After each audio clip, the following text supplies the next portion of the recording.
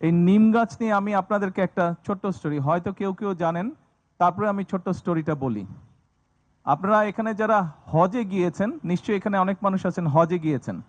আরাফাতের যেখানে ছোট বন্ধু তোমরা যারা আছো, তোমাদের জানার জন্য আমি গল্পটা বলছি। গল্প না, এটা সত্যিকারের ঘটনা। আরাফাতের ময়দানের নাম তোমরা নিশ্চয়ই শুনেছো। সেই আরাফাতের ময়দানে যদি যাও তোমরা, এখন যদি ছবি দেখো, দেখবে ওখানে অনেক গাছ লাগানো। ছবিতে হয়তো বোঝা যাবে না কি গাছ, কিন্তু অনেকগুলো গাছ লাগানো। সেই গাছটি হচ্ছে নিম গাছ। এই নিম গাছ, এই যেটা দেখছো, আজকে থেকে 50 বছর আগে ওখানে কোনো গাছ ছিল না। আজকে থেকে 50 বছর আগে কোনো গাছ ছিল না। এটা খুব সম্ভবত 1978 সালের ঘটনা। 78 সালের ঘটনা। শহীদ রাষ্ট্রপতি জিয়াউর রহমান, উনি সৌদি আরবের তৎকালীন বাদশাকে বলেছিলেন, একবার উনি ওমরা পালন করতে গিয়ে যখন ওমরা পালন করে উনি আরাফাতের ময়দানে গিয়েছিলেন, তখন উনি দেখে বলেছিলেন যে আপনাদের এই মাঠটা ফাঁকা কেন? এখানে আপনারা যদি গাছ লাগান তাহলে হাজি সাহেবরা যখন আসে, তাহলে তো হাজি সাহেবরা গাছের নিচে সুন্দরভাবে বসতে পারে।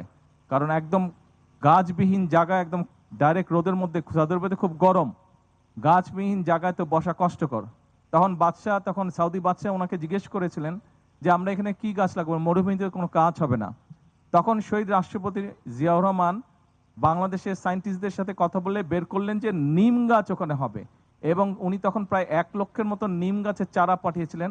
পরে সৌদি সরকার সেই নিম গাছের চারা থেকে আরো কলব বের করে আরো হাজার হাজার লক্ষ লক্ষ গাছ লাগিয়েছে। কাজে এখন এই মুহূর্তে আমরা যদি আরাফাতের ময়দানে যাই, আমরা যেই গাছগুলো দেখব সব নিম গাছ।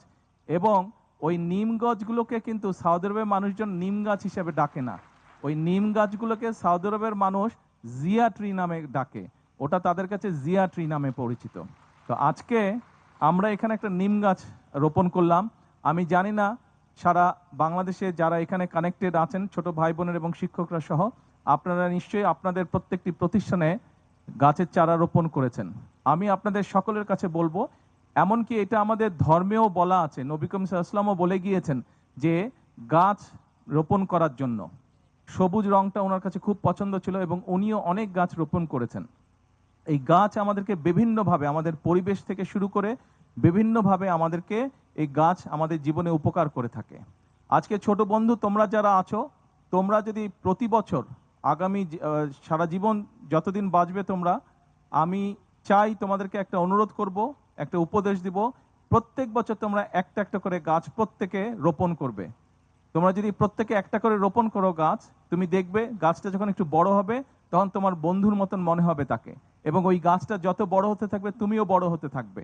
এবং তোমার পাশাপাশি যখন গাছটা বড় হবে দেখবে যে এটা অদ্ভুত একটা ভালো লাগা ফিলিং একটা তুমি পাবে গাছটা। কাজেই আর শিক্ষকবৃন্দ যারা আছেন, আপনাদেরকেও আমি অনুরোধ করব যে স্টুডেন্ট যারা আছে, ছোট স্টুডেন্ট যারা আছে আপনাদের প্রত্যেকটি প্রতিষ্ঠানে, তাদেরকে দয়া করে আপনারা উৎসাহ দিবেন।